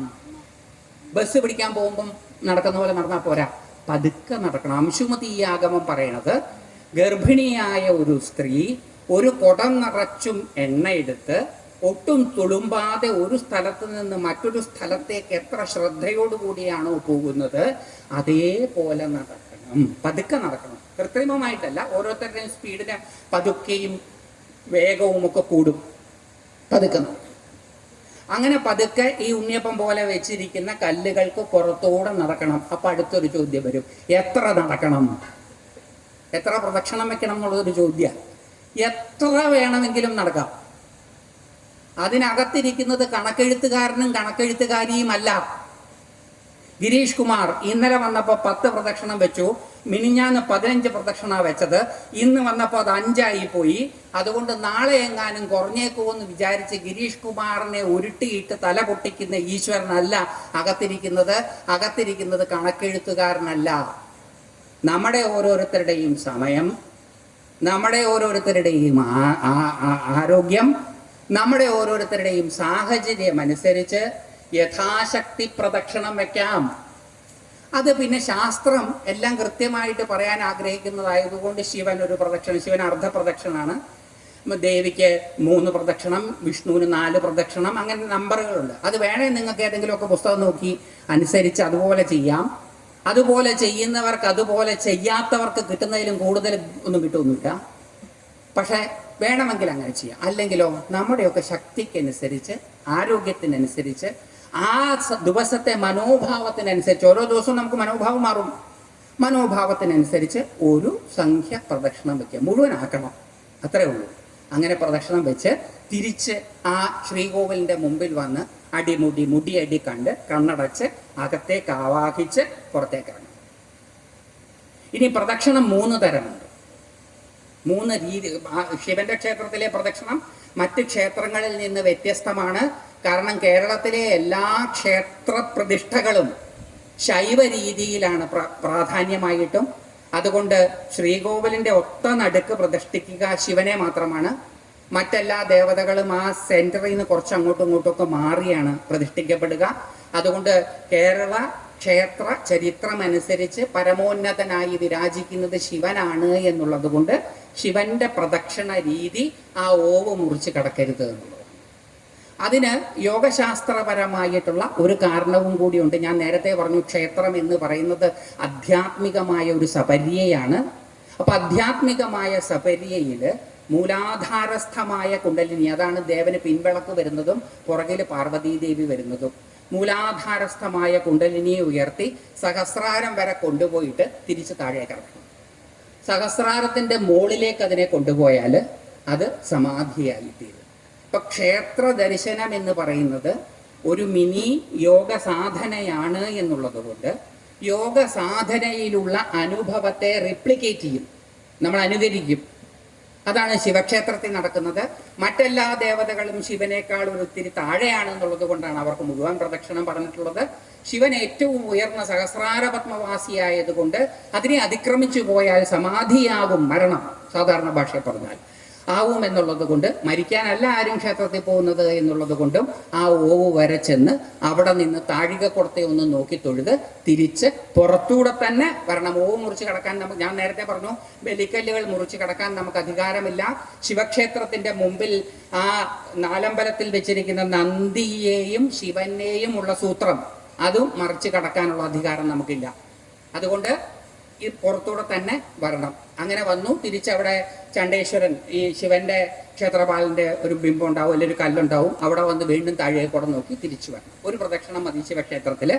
ഈ ശിവക്ഷേത്രത്തിന്റെ പ്രദക്ഷിണ രീതിയെ പറ്റി അജിതാഗമത്തിൽ പറയുമ്പം 3 തരത്തിൽ പ്രദക്ഷിണം വെക്കാം എന്നാണ് പറയുന്നത്. അതിലേക്കാണ് നമ്മൾ വരുന്നത്. 3 തരത്തിൽ. എങ്ങനെ? നമ്മൾ സാധാരണ പ്രദക്ഷിണം വെക്കുന്നത് പോലെ ഒരു പ്രദക്ഷിണം. 2 അടിപ്രദക്ഷിണം, ഓരോ അടിയായിട്ട് പ്രദക്ഷിണം വെക്കാം. 3 ഹൈഡ്രയുടെ മൂവ്മെന്റ് നമ്മൾ സ്കൂളിൽ പഠിച്ചിട്ടുണ്ടോ? ഹൈഡ്ര എന്ന് പറയുന്ന ഒരു ചെറിയ ജീവിയുണ്ട്, അതിങ്ങനെ റാ പോലെയാണ് നീങ്ങുക. അതേപോലെ നമ്മൾ ക്ഷേത്രത്തിൽ നിന്ന് കൈ നമ്മുടെ തലയ്ക്ക് മുകളിലേക്ക് വെച്ച് ദണ്ഡവത് നമസ്കരിക്കും. എന്നിട്ട് കൈയുടെ അറ്റം എവിടെയാണോ വരിക അവിടെ പോയി നിന്നിട്ട് വീണ്ടും ദണ്ഡവത് നമസ്കരിക്കും. സ്ത്രീകളാണെങ്കിൽ പഞ്ചാംഗ നമസ്കാരവും പുരുഷന്മാർക്ക് ദണ്ഡ നമസ്കാരവും. ഇനി സ്ത്രീകൾ ദണ്ഡ നമസ്കാരം ചെയ്താൽ എന്താ കുഴപ്പം എന്നൊന്നും എന്നോട് ചോദിക്കരുത്. എനിക്ക് കുഴപ്പമൊന്നുമില്ലേ. നിങ്ങൾ ദണ്ഡ നമസ്കാരം ചെയ്താലും എനിക്ക് കുഴപ്പമൊന്നുമില്ല, പഞ്ചാംഗ നമസ്കാരം ചെയ്താലും എനിക്ക് കുഴപ്പമൊന്നുമില്ല. സ്ത്രീകൾക്ക് കുറച്ചുകൂടി എളുപ്പം പഞ്ചാംഗ നമസ്കാരം ആയതുകൊണ്ടാണ് സ്ത്രീകളോട് പഞ്ചാംഗ നമസ്കാരം മതി എന്ന് പറഞ്ഞത്. സ്ത്രീയെ എപ്പോഴും ഭാരതീയ സംസ്കൃതി അനുസരിച്ച് പുരുഷൻ ശ്രേഷ്ഠയായിട്ടാണ് കാണുക. പുരുഷനേക്കാൾ ശ്രേഷ്ഠയാണ് സ്ത്രീ എന്നുള്ളത് കൊണ്ട് സ്ത്രീക്ക് കഴിയുന്നതും ബുദ്ധിമുട്ട് കുറവാക്കാൻ ശ്രമിക്കും. അങ്ങനെ കുറവാക്കണ്ട, ഞങ്ങൾ പുരുഷന്മാർക്ക് തുല്യരാണ് എന്ന് നിങ്ങൾ വാദിച്ചാൽ എനിക്ക് വിരോധമൊന്നുമില്ല. നിങ്ങൾക്ക് ഇഷ്ടമുള്ളത് ചെയ്യാം. ദണ്ഡ നമസ്കാരം ചെയ്താൽ അകത്തിരിക്കുന്ന ആൾ കൊടുവാൾ കൊണ്ട് തലയ്ക്ക് വെട്ടൊന്നുമില്ല. അതുകൊണ്ട് അത് പേടിക്കൊന്നും വേണ്ട. ഞാൻ ദണ്ഡ നമസ്കാരം ചെയ്തോ, ബുദ്ധിമുട്ടാണെന്ന് മാത്രമേ ഉള്ളൂ. പുരുഷന്മാർക്ക് അത് എളുപ്പമാണ്, സ്ത്രീകൾക്ക് അത് അത്ര എളുപ്പമാണ്. അതുകൊണ്ടാണ് സ്ത്രീകൾ പഞ്ചാംഗം ചെയ്താൽ മതി എന്ന് പറയുന്നത്. ഉത്തരേന്ത്യയിലൊക്കെ സ്ത്രീകൾ ദണ്ഡവത്ത് നമസ്കരിക്കാറുണ്ട്. ഞാൻ കണ്ടിട്ടുണ്ട് സ്ത്രീകൾ ദണ്ഡവത്ത് നമസ്കരിക്കുന്നത്. അവർക്ക് ഒരു കുഴപ്പം സംഭവിച്ചിട്ടുമില്ല. അപ്പോൾ അതുകൊണ്ട് വേണമെങ്കിൽ ചെയ്യാം. പക്ഷെ പൊതുവെ സ്ത്രീകൾക്ക് പഞ്ചാംഗം മുട്ടുകുത്തി ഇന്ന് നമസ്കരിക്കലാണ് പതിവ്. അങ്ങനെ നമസ്കരിക്കുന്നത് നമസ്കാര പ്രദക്ഷിണം. അങ്ങനെ 3 പ്രദക്ഷിണ രീതിയാണ് ആഗമ സംഹിതകളിൽ പറഞ്ഞിട്ടുള്ളത്. സാധാരണ പ്രദക്ഷിണം, അടിപ്രദക്ഷിണം, നമസ്കാര പ്രദക്ഷിണം. ഈ 3. ശയന പ്രദക്ഷിണത്തിന് വിധിയില്ല. ശയന പ്രദക്ഷിണം ചെയ്യാൻ ആഗമ സംഹിതകളിൽ വിധിയില്ല. എന്താ കാരണം? ക്ഷേത്രത്തിനകത്ത് കടന്നുരുണ്ടാൽ ചെറിയ കല്ലോ മുള്ളോ കൊണ്ട് ശരീരം മുറിയാനുള്ള സാധ്യതയുണ്ട്. ശരീരം മുറിഞ്ഞാൽ ക്ഷേത്രാങ്കണത്തിനകത്ത് രക്തം വീഴും. ക്ഷേത്ര മതിൽക്കെട്ടിനകത്ത് രക്തം വീണാൽ ക്ഷേത്രം അശുദ്ധമാവും. ക്ഷേത്രത്തെ അശുദ്ധമാക്കാൻ അധികാരം ആർക്കുമില്ല എന്നുള്ളത് കൊണ്ട് ശയനപ്രദക്ഷിണത്തിന് വിധിയില്ല. മറ്റൊരു കാരണം, ഉരുളുന്ന സമയത്ത് ഛർദ്ദിക്കാനുള്ള സാധ്യത കൂടും. ഛർദ്ദിച്ചാലും ക്ഷേത്രം അശുദ്ധമാകും. ക്ഷേത്രം അശുദ്ധമാക്കാൻ ആർക്കും അധികാരമില്ല. അപ്പൊ പിന്നെ ഇപ്പൊ ചെയ്യുന്നതോ അതിൻ്റെ ഉത്തരവാദി ഞാനല്ല. ഇപ്പൊ ചെയ്യുന്നതിൻ്റെ ഉത്തരവാദി ഞാനല്ല. ഇപ്പൊ ചെയ്യുന്നത് ശാസ്ത്രീയ, അത് അവിടുത്തെ ക്ഷേത്രത്തിന്റെ പരമാധികാരി ആ ക്ഷേത്രത്തിലെ തന്ത്രിയാണ്. ആ തന്ത്രിയുടെ അനുവാദത്തോടു കൂടിയാണ് അവിടെ ചെയ്യുന്നതെങ്കിൽ അതിലെനിക്ക് അഭിപ്രായ വ്യത്യാസമൊന്നും ഇല്ല. പ്രാദേശികമായ ആചാരത്തെ ക്ഷേത്രത്തിലേക്ക് സന്നിവേശിപ്പിച്ചതിൻ്റെ ഫലമായിട്ടായിരിക്കാം ക്ഷേത്രങ്ങളിൽ ശയനപ്രദക്ഷിണം വന്നിട്ടുണ്ടാവുക. പക്ഷേ ശയനപ്രദക്ഷിണത്തിന് ക്ഷേത്ര ആഗമ സംഹിതകളിൽ വൈഷ്ണവമായിട്ടുള്ള ശാസ്ത്രങ്ങളെ സംഹിതകളെന്നും ശൈവമായിട്ടുള്ള ശാസ്ത്രങ്ങളെ ആഗമങ്ങളെന്നും പറയും. അതിന് വിധിയില്ല. നിങ്ങൾ ചെയ്യുന്നതിന് എനിക്ക് വിരോധമൊന്നുമില്ല. പറഞ്ഞ കൂട്ടത്തിൽ ഞാൻ അതും കൂടി പറഞ്ഞു എന്ന് മാത്രം. അതായത് നമ്മുടെ ഒരു ധാരണ, നമ്മുടെ ശരീരത്തെ പീഡിപ്പിച്ചാൽ ഈശ്വരൻ വേഗം പ്രസാദിക്കും എന്നാണ്. അത് തെറ്റായ ധാരണയാണ്.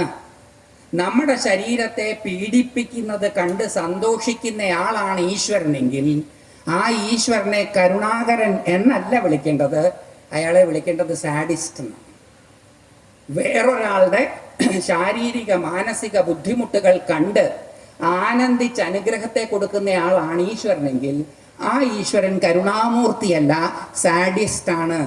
എൻ്റെ മഹർഷീശ്വരന്മാർ രചിച്ചിട്ടുള്ള ഒരൊറ്റ ഗ്രന്ഥത്തിൽ പോലും പരപീഡ തനിക്ക് ആസ്വാദ്യകരമാണ് എന്ന് ഒരീശ്വരനും പറഞ്ഞിട്ടില്ല എന്നുള്ളത് കൊണ്ട് ശാരീരിക പീഡകൾ ഈശ്വരനെ പ്രസാദിപ്പിക്കുമെന്നുള്ള വാദം ഞാൻ അംഗീകരിക്കുന്നില്ല. നിങ്ങൾക്ക് ഞാൻ നിങ്ങളുടെ ഒരഭിപ്രായത്തെയും സ്വാധീനിക്കുവാനോ മാറ്റുവാനോ ശ്രമിക്കുകയല്ല ചെയ്യുന്നത്. എൻ്റെ അറിവ് നിങ്ങളുമായിട്ട് പങ്കുവയ്ക്കുക മാത്രം. അതുകൊണ്ട് ശയനപ്രദക്ഷിണത്തിന് വിധിയില്ല. ഈ 3 പ്രദക്ഷിണം തമ്മിലൊരു വ്യത്യാസമുണ്ട്. സാധാരണ നടക്കുന്നതിലും ശ്രദ്ധ കൂടിയേ അടിപ്രദക്ഷിണം ചെയ്യാൻ പറ്റുള്ളൂ. ശ്രദ്ധ കുറഞ്ഞു പോയാൽ എന്ത് സംഭവിക്കും? താഴെ വീഴും.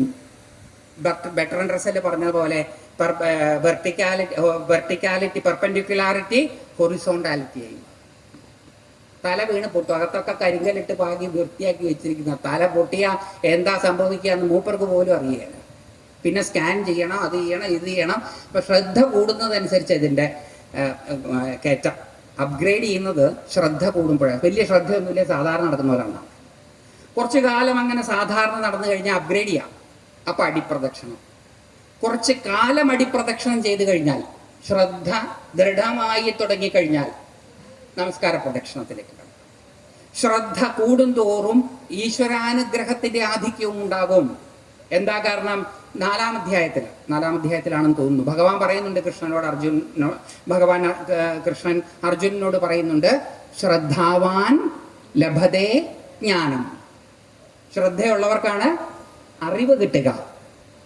അപ്പൊ ക്ഷേത്രത്തിനകത്ത് വർദ്ധിക്കുന്ന ശ്രദ്ധയനുസരിച്ച് ആരെക്കുറിച്ച് അറിയാൻ പറ്റുക? ഭഗവാനെ കുറിച്ച് കൂടുതൽ അറിയാൻ പറ്റും. ഭഗവാനെ പറ്റി കൂടുതൽ മനസ്സിലാക്കിയാൽ ഭഗവാൻ ആരാണെന്ന് മനസ്സിലാവുക. നമ്മുടെ ഓരോരുത്തരുടെയും അന്തര്യാമീ സ്വരൂപേണ വാഴുന്ന പരമസത്ത തന്നെയാണ് ആ ഭഗവാൻ എന്ന തിരിച്ചറിവിലേക്ക് നാം ഉണരുകയും ആ തിരിച്ചറിവ് ജീവിതത്തെ മുഴുവൻ ഭാസുരമാക്കുകയും ചെയ്യും. അതിനാണ് അമ്പലത്തിൽ പോണത്. അപ്പൊ അതുകൊണ്ട് ശ്രദ്ധ കൂടുന്നത് അനുസരിച്ചിട്ട് വേണം അപ്ഗ്രേഡ് ചെയ്യാൻ. അല്ലാതെ നമസ്കാര പ്രദക്ഷിണായിരിക്കും ഭഗവാൻ ഏറ്റവും കൂടുതൽ ഇഷ്ടം എന്ന് വിചാരിച്ച് കയറി ചാടി ചെയ്യരുത്. തലയും കുത്തി വീഴും. സാധാരണ പോലെ ചെയ്യുക, പിന്നെ അപ്ഗ്രേഡ് ചെയ്യുക, അങ്ങനെ അപ്ഗ്രേഡ് ചെയ്തിട്ടാണ് വരേണ്ടത്. അങ്ങനെ പ്രദക്ഷിണമൊക്കെ കഴിഞ്ഞാൽ പ്രസാദം തരും. ഇപ്പൊ പ്രസാദത്തിന് വേണ്ടി വഴക്കുമ്പോൾ കാണോ, നമ്മളങ്ങോട്ട് കൈനീട്ടിയപ്പം രാവിലെ ആണെങ്കിൽ തീർത്ഥം തരും. വൈകുന്നേരം പല അമ്പലങ്ങളിലും തീർത്ഥം തരാറില്ല. രാവിലെ കുറച്ച് തീർത്ഥം തന്നു, ഒരു കുടി കുടിച്ചു. അത് കഴിഞ്ഞ് കൈ പിന്നെയും നീട്ടി. അപ്പം ശാന്തിക്കാരൻ കുറച്ച് ചന്ദനം എടുത്തിട്ടു. അതെല്ലാം ഇപ്പോൾ വിവാദാട്ടോ. ഇപ്പൊ ക്ഷേത്രം എന്ന് പറഞ്ഞാൽ വിവാദങ്ങളുടെ കേന്ദ്രമാണ്. എല്ലാം വിവാദം. ഡിസ്ക്രിമിനേഷനാണ്, ആനയാണ്, കുതിരയാണ്, അങ്ങനെ വിവാദങ്ങൾ അനവധിയുണ്ട്. വിവാദങ്ങളെക്കുറിച്ച് ചർച്ച ചെയ്യൽ നമ്മുടെ പണിയല്ലാത്തതുകൊണ്ട് അത് നമ്മൾ വിടുകയാണ്. അപ്പം ഒരു ചന്ദനം ഇട്ടു. അപ്പം എൻ്റെ കയ്യിൽ ഇട്ടതിലും കുറച്ച് കൂടുതൽ ചന്ദനം എനിക്ക് അത്ര ഇഷ്ടമല്ലാത്ത എൻ്റെ അയൽവക്കക്കാരൻ്റെ കയ്യിൽ വീണോ എന്നെനിക്കൊരു സംശയം. ശാന്തിക്കാരനോട് സ്നേഹപൂർവ്വമായിരിക്കുമോ പറയുക, ദേഷ്യപ്പെട്ടായിരിക്കുമോ പറയുക? ദേഷ്യം ഒന്ന് ഒതുക്കി, പക്ഷെ ദേഷ്യം സ്ഫുരിക്കുന്ന ശബ്ദത്തിൽ നമ്മൾ പറയും, എന്താ തിരുമേനി, എനിക്ക് എന്തിൻ്റെ കുറവാണുള്ളത്? എൻ്റെ കയ്യിൽ വീണതിനേക്കാൾ കൂടുതൽ അങ്ങ് അദ്ദേഹത്തിന് കൊടുക്കാനുള്ള കാരണം എന്താ? ഞാൻ തരുന്ന ദക്ഷിണ പിന്നെ അവിടെ കിടന്ന് പിന്നെ ന്യായാന്യായങ്ങളുടെ ഫലമാണ്. പിറ്റേ ദിവസം നമ്മൾ ഗോപുരത്തിൻ്റെ അവിടെ നിന്ന് ക്ഷേത്രത്തിലേക്ക് പ്രവേശിക്കുന്നത് കാണുമ്പോൾ തന്നെ ശാന്തിക്കാരൻ മനസ്സിൽ തീരുമാനം എടുക്കും, എന്താ അത്? പണ്ടാരടങ്ങട്ടെ, ഇന്ന് വേണേ ഞാൻ കൂടുതൽ പ്രസാദം കൊടുക്കും. ശാന്തിക്കാരൻ മനുഷ്യനാണ്, ദൈവമൊന്നുമല്ല. എന്നെ നിങ്ങളെയും പോലെയും പച്ചയായ മനുഷ്യനാണ്. കാലാകാലങ്ങളിൽ വിശക്കുകയും മഴ കൊണ്ടാൽ പനിക്കുകയും വെയിലത്ത് വിയർക്കുകയും ഒക്കെ ചെയ്യുന്ന എന്നെയും നിങ്ങളെയും പോലെയുള്ള സാധാരണ മനുഷ്യൻ തന്നെയാണ്. ചില അസാധാരണത്വമുണ്ട് എന്ന് മാത്രമേ ഉള്ളൂ. അതുകൊണ്ട് നമ്മളുടെ അതേ മനോഭാവം തന്നെയായിരിക്കും അദ്ദേഹത്തിന്. ദൂരേന്ന് നമ്മളെ കാണുമ്പം പണ്ടാരടങ്ങട്ടെ, ഈ ചേച്ചിക്ക് ഞാനിന്ന് കൂടുതൽ പ്രസാദം കൊടുക്കും. ഇങ്ങനെ ഈ അമ്പലത്തിൽ നിന്ന് പിടിച്ചു വാങ്ങിച്ചതൊക്കെ പണ്ടാരടങ്ങാൻ വേണ്ടി വാങ്ങിക്കുന്നതാണ്. അത് വാങ്ങിക്കും തോറും നമ്മുടെ തറവാട് പണ്ടാരടങ്ങുന്നത് നമുക്ക് കാണാനും സാധിക്കും. അപ്പം നമ്മൾ പറയും, അമ്പലത്തിൽ പോയി തൊഴുതിട്ട് എന്താ കാര്യം, എന്നും പോയി തൊഴുതിട്ട് തറവാടിൻ്റെ സ്ഥിതി കണ്ടില്ലേ എന്ന്. എങ്ങനെ അങ്ങനെ ആവാതിരിക്കും? പണ്ടാരടങ്ങാനല്ലേ ഈ വാങ്ങിക്കുന്നത്. അപ്പോൾ വഴക്കുണ്ടാക്കി വാങ്ങിക്കേണ്ട സ്ഥലമല്ല അമ്പലം. ഈശ്വരൻ എന്താണോ വിധിച്ചിരിക്കുന്നത് അതിനെ ഭക്തി ആദരവോടുകൂടി വാങ്ങിക്കുന്ന സ്ഥലമാണ് ക്ഷേത്രം. ശാന്തിക്കാരനോട് കാണിക്കുന്ന വിധേയത്വമല്ല കൈക്കുമ്പിളിൽ പിടിക്കുന്നത് ഇവിടെ പ്രകടമാക്കുന്നത്. തൻ്റെ കയ്യിലേക്ക് ആവിർഭവിക്കുവാൻ പോകുന്ന ഈശ്വര സ്പർശമേറ്റ വസ്തുക്കളോട് കാണിക്കുന്ന ആദരവാണ്. ഈശ്വര സ്പർശമേറ്റതെല്ലാം കാന്തസ്പർശമേറ്റ ഇരുമ്പ് പോലെ കാന്തമായിരിക്കുമെന്നുള്ളത് കൊണ്ട്, ഈശ്വരത്വത്തെ ഉൾക്കൊള്ളുന്നതായിരിക്കും എന്നുള്ളത് കൊണ്ട് ഭക്തി ആദരവോടുകൂടിയാണ് അതിനെ സ്വീകരിക്കുന്നത്. ശ്രീഹരിയുടെ പദകമലവാസിയാണ്. ശ്രീഹരിയുടെ പാദപത്മങ്ങളെ തൊട്ടൊഴുകുന്ന വെള്ളത്തെ ഗംഗ എന്ന് വിളിക്കും. ശിവന്റെ ജടയിൽ നിന്ന് പുറത്തേക്ക് ഗമിക്കുന്ന വെള്ളത്തെ ഗംഗ എന്ന് വിളിക്കും. ഭഗവത് പാദാരവിന്ദങ്ങളെയും ശിരസിനെയും തഴുകി വരുന്ന ആ വെള്ളം നമ്മളെ സംബന്ധിച്ചിടത്തോളം ഗംഗാസദൃശ്യയാണ്, പരമപാവനിയാണ്, പരമപവിത്രയാണ്. അതുകൊണ്ട് കൈക്കുമ്പിള് ഭക്തി, അത് ശാന്തിക്കാരനോട് കാണിക്കുന്നത്. അത് സവർണ മേധാവിത്വമൊന്നുമല്ല, ഇതിലൊന്നും യാതൊരു മേധാവിത്വവും ഇല്ല. സവർണൻ, ശാന്തിക്കാരല്ല, ഇപ്പൊ സവർണരുമല്ല. അപ്പൊ അതുകൊണ്ട് സവർണ മേധാവിത്വത്തിന്റെ ഭാഗമൊന്നുമല്ല, ബ്രാഹ്മണിക്കൽ ഹെജിമണിയുടെ ഭാഗമൊന്നുമല്ല. അത് ക്ഷേത്ര ദർശനത്തിന്റെ ഭാഗമാണ്. ആ ഭക്തി ആദരവ് ഭഗവത് ശരീരത്തെ സ്പർശിച്ചു വരുന്ന വസ്തുക്കളോടുള്ളതാണ്. കൈ ഇങ്ങനെ നീട്ടി. അപ്പം ചന്ദനം വാങ്ങിക്കുന്നതൊക്കെ തരുന്നത് വാങ്ങിക്കണം. ഇപ്പൊ ചന്ദനം വാങ്ങിക്കുന്നത് എങ്ങനെയാ? കയ്യിലേക്ക് വാങ്ങി മറ്റേ കയ്യിലേക്ക് മാറ്റി, അങ്ങനെ പണ്ടാരടക്കാൻ കിട്ടിയ കൂടുതൽ ചന്ദനം ഇടത്തെ കയ്യിലാക്കി, എവിടെയാ വെച്ച് തേക്കേണ്ടതെന്ന് ഒരു പിടിയില്ലാത്തതുകൊണ്ട് അവിടെ എവിടെയൊക്കെ വെച്ച് തേച്ചു, ബാക്കി കയ്യിലിരിക്കുക. ഇത് കയ്യിൽ ഇങ്ങനെ ചന്ദനം ഇരിക്കുമ്പോൾ ഒരു വൃത്തികേടുണ്ട്. ചന്ദനാണെങ്കിലും ആസ്ഥാനത്തിരുന്നാൽ അത് വൃത്തികേടാണ്. കണ്ണാടിയിൽ കാക്കക്കാഷ്ടാണെങ്കിലും ചന്ദനമാണെങ്കിലും കഴുകിക്കളയണം, എന്നാലേ മുഖം കൃത്യമായിട്ട് കാണുള്ളൂ. അതല്ല, കാക്കക്കാഷ്ടല്ല, ചന്ദനാണ്, അതുകൊണ്ട് കണ്ണാടിയിൽ ഇരുന്നോട്ടെ എന്ന് ആരെങ്കിലും പറയും, മുഖം കാണുകയല്ല കൃത്യമായിട്ട്, അത്രേ ഉള്ളൂ. അപ്പം അതുകൊണ്ട് ഈ ചന്ദനം ഇങ്ങനെ എൻ്റെ കയ്യിലേക്ക് ഇരിക്കുമ്പോൾ ഒരു വൃത്തികേട്. എൻ്റെ ശരീരത്തിൽ വെച്ച് തേക്കാമെന്ന് വിചാരിച്ചാൽ എൻ്റെ ശരീരം വൃത്തികേടാവും. മുമ്പിൽ നിൽക്കുന്നയാളുടെ ശരീരത്തിൽ വെച്ച് തേക്കാം എന്ന് വിചാരിച്ചാൽ ചിലപ്പം നമ്മുടെ ശരീരത്തിൻ്റെ ഷേപ്പ് മാറും. അപ്പം നോക്കിയപ്പോഴാണ് അമ്പലത്തിൽ അങ്ങനെ വെറുതെ ഇരിക്കുക, കുറച്ച് മതിലും 4 തൂണും. എന്തിനാണെന്നൊരു പിടിയുമില്ല. അതുകൊണ്ട് എന്ത് ചെയ്തു? അവിടെ അങ്ങ് വെച്ച് തേച്ചു.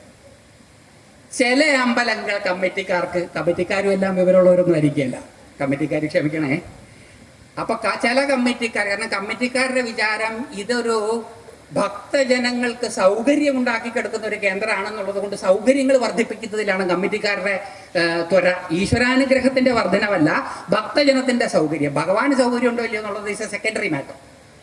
അതുകൊണ്ട് എന്ത് ചെയ്യുന്ന വെച്ചാൽ ഭക്തജനങ്ങൾക്ക് ഈ വെച്ച് തേക്കൽ സൗകര്യം ആയിക്കോട്ടെ എന്ന് വിചാരിച്ചിട്ട് ഈ നാലമ്പലത്തിന്റെ അകത്തുള്ള മതിലിലെ ചുമരില്ലേ അവിടെ ഒരു കണ്ണാടിയും ഭിത്തിയിട്ടുണ്ടാവും. എൻ്റെ ശരീരത്തിനകത്ത് ചിപ്പൊക്കെ വെക്കുന്ന പോലെ ഇപ്പം അങ്ങനെയുണ്ട്. പാർക്കിൻസൺസ് രോഗത്തിനൊക്കെ ഇപ്പോൾ ഡെപ്ത് ബ്രെയിൻ സർജറി ഉണ്ട്, DBS. പണ്ട് പാർക്കിൻസൺസിനൊന്നും മരുന്നില്ല. ഇപ്പം ബ്രെയിനിനകത്ത് ഭയങ്കര ചിലവാണ്. ഡീപ്പ് ബ്രെയിനിൽ സർജറി ചെയ്തിട്ട് ചിപ്പ് വെക്കും.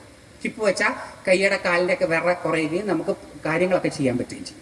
അതേപോലെ ഒരു ചിപ്പ് വെച്ചതുപോലെ അതിനകത്തൊരു കണ്ണാടി, എന്നിട്ട് എന്ത് ചെയ്യും, അവിടെ വെച്ചു കുറിക്കൂട്ടൊക്കെ ആണെങ്കിലും ബാക്കി അവിടെ വെച്ച് വെച്ചു. ഞാൻ അതുകൊണ്ട് ഈ പ്രഭാഷണം നടത്തുമ്പോൾ സാധാരണ അമ്പലങ്ങൾക്കകത്ത് കയറാറില്ല. കയറിയാൽ അത് കണ്ടാൽ അത് കണ്ടിട്ടാ പറയുന്നതെന്നല്ലേ പറയാ. അത് കണ്ടിട്ട് പറഞ്ഞാൽ വലിയ പ്രശ്നം. അതുകൊണ്ട് ഞാൻ ഈ അമ്പലത്തിനകത്ത് കയറിയിട്ടില്ല, ഇവിടെ എങ്ങനെയാണെന്ന് എനിക്കറിയില്ല.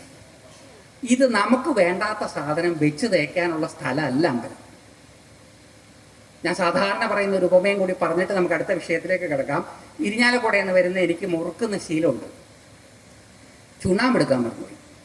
അപ്പോൾ ഇവിടെ വന്നപ്പോൾ കല്ലൂർമക്കാർ നല്ലവരാണെന്ന് കാണിക്കാൻ ഞാൻ ചുണ്ണാമ്പ് ചോദിച്ചപ്പോൾ കുറച്ച് കൂടുതൽ ചുണ്ണാമ്പ് വന്നു.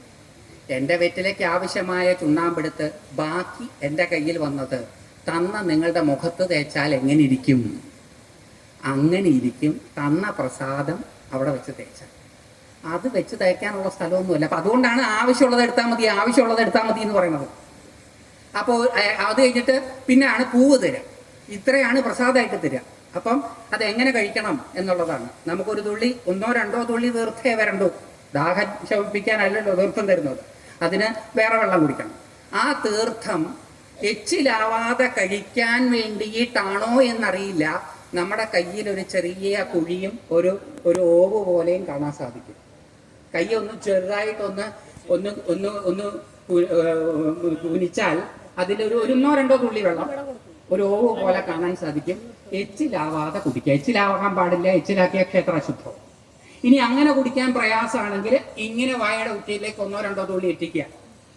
ചന്ദനം കിട്ടിയാൽ അത് ഇടത്തെ കൈയിൽ നിന്ന് വലത്തെ കൈയിലേക്ക് മാറ്റി മോതിര വിരൽ കൊണ്ട് തല, നെറ്റി, 2 കൈകൾ, മാറ്, പൊക്കിള് തുടങ്ങിയ പ്രധാന സ്ഥലങ്ങളിലെല്ലാം ഭക്തി ആദരവോടുകൂടി നാമം ജപിച്ചുകൊണ്ട് തൊടുക.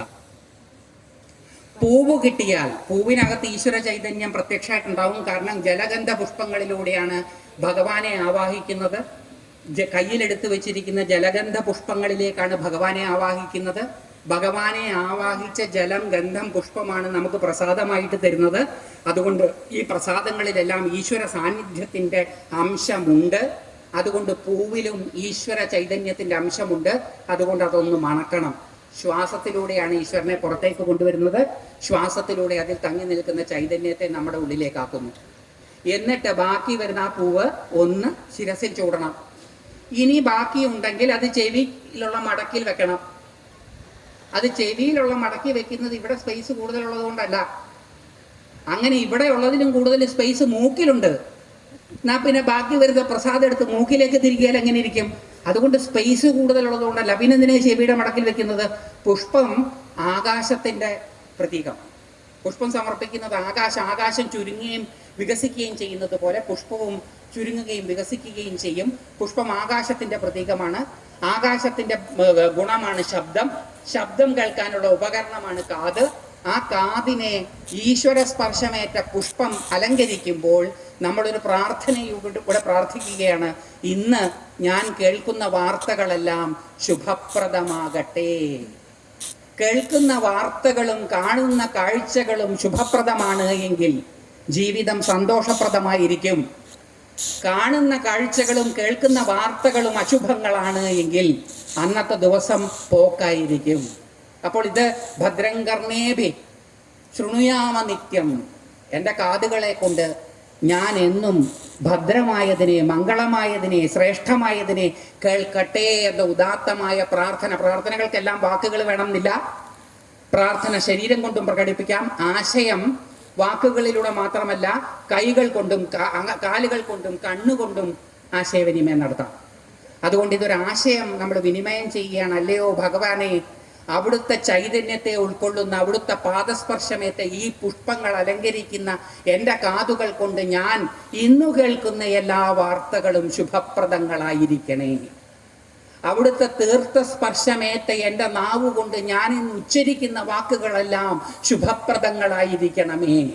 ഈ കാഴ്ചപ്പാടോടുകൂടി ക്ഷേത്ര ദർശനം നടത്തുന്നയാൾ ഇറങ്ങി പൊതു ഇടങ്ങളിൽ പ്രവർത്തിക്കുകയാണെങ്കിൽ ഈ നാട്ടിൽ അമംഗളം എവിടെയാണ്?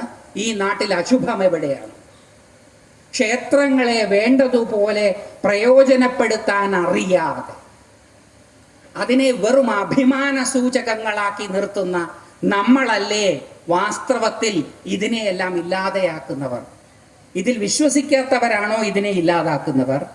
ഇതിനെ വിശ്വസിക്കുന്നു, ഇത് ഞങ്ങളുടെ അഭിമാന സ്തംഭമാണ് എന്ന് കരുതുന്ന നമ്മളാണോ ഇതിനെ ഇല്ലാതാക്കുന്നവർ? ഈ ക്ഷേത്ര ആശയങ്ങളെ ഉൾക്കൊണ്ടുകൊണ്ട് പൊതു ഇടങ്ങളിൽ ഇടപെടുന്ന ഒരാൾക്ക് വേണ്ടാത്ത ഒരു വാക്കുച്ചരിക്കാൻ സാധിക്കുമോ? എന്താ കാര്യം? എൻ്റെ നാവ് ഭഗവത് സ്പർശമേറ്റ വെള്ളം തൊട്ട നാക്കാണ്. അതുകൊണ്ട് ഞാൻ അശുഭങ്ങളായിട്ടുള്ള വാക്കുകളൊന്നും ഉച്ചരിക്കില്ല. ഭഗവാന്റെ മേനിയെ സ്പർശിച്ച പൂക്കളലങ്കരിക്കുന്ന എൻ്റെ കാതുകൾ അതേപോലെ ഇന്ന് അമംഗളമായതൊന്നും കേൾക്കുകയില്ല. പലപ്പോഴും നമ്മൾ കേൾക്കുന്നതിനെ തെറ്റായിട്ട് വ്യാഖ്യാനിച്ചിട്ടാണ് നമ്മുടെ ജീവിതത്തിൽ പ്രശ്നമുണ്ടാവുന്നത്. തെറ്റായിട്ട് വ്യാഖ്യാനിക്കുന്നത് ഭഗവത് സ്പർശമില്ലാത്ത കാതുകളിലൂടെ ശബ്ദം അകത്തു കയറുന്നത് കൊണ്ടാണ്. ഭഗവത് സ്പർശം ഉള്ള വാക്കുകൾ കാതാണെങ്കിൽ കേൾക്കുന്നതിനെ കൃത്യമായിട്ട് മനസ്സിലാക്കും. കേൾക്കുന്നത് കൃത്യമായി മനസ്സിലാക്കിയാൽ അതിൽ മംഗളകരമായിട്ടുള്ളത് നമുക്ക് കാണാൻ സാധിക്കും. അപ്പൊ കുളിച്ചു തൊഴുക എന്ന് പറയുമ്പോഴത്തേക്കും ഈ പറഞ്ഞതുപോലെ കുളിച്ചു തൊഴുത് പുറത്തിറങ്ങുമ്പോഴത്തേക്ക് ഇത്ര അറിഞ്ഞാൽ മതി, ജീവിതം പ്രചോദിതായി, മംഗളകരമായ ഈ ജീവിതം. അപ്പം നമ്മുടെ ഓരോരുത്തരുടെയും സാധാരണമായ ജീവിതത്തെ ശുഭകര